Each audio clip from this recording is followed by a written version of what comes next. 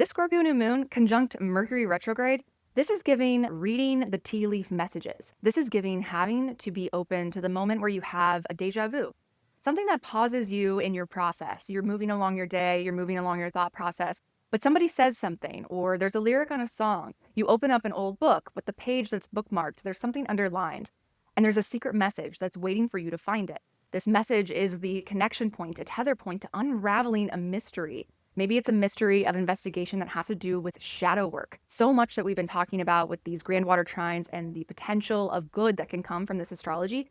It has to do with removing the barriers within us. How do we expand our capacity to receive what wants to flow into our lives? The expansions that want to happen or the healing that wants to happen, it requires us to remove the barriers, the obstacles. And so this new moon and this lunar cycle, the way that we make the most of this astrology is anything that we feel inhibited, limited, frustrated, that's not happening in our external lives and environments, the outcomes that we're waiting to happen, and we're like, what walls do I need to tear down? Babe, the walls are inside.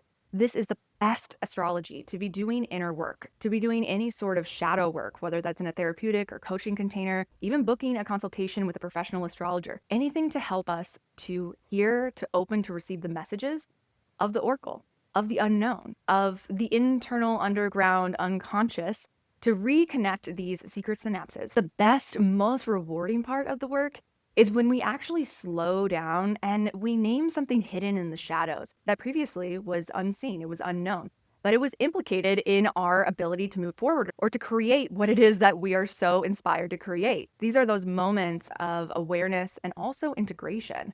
So we stop having those unconscious internal conflicts, the battles in the parts of ourselves, the parts that are innocently trying to protect us. They learned some sort of coping or survival strategy that was necessary probably for some reason in our past in order to protect us. But until we really slow down and we feel a little bit more deeply, we reflect with a little bit more stillness and openness and curiosity, then we can start to see how these things are connected, how the things that are trying to protect us might actually be the very thing that's sabotaging our ability to go forward. So this lunar cycle, this is like the key fertile soil for this kind of work, for this kind of shadow work and integration and any kind of parts integration.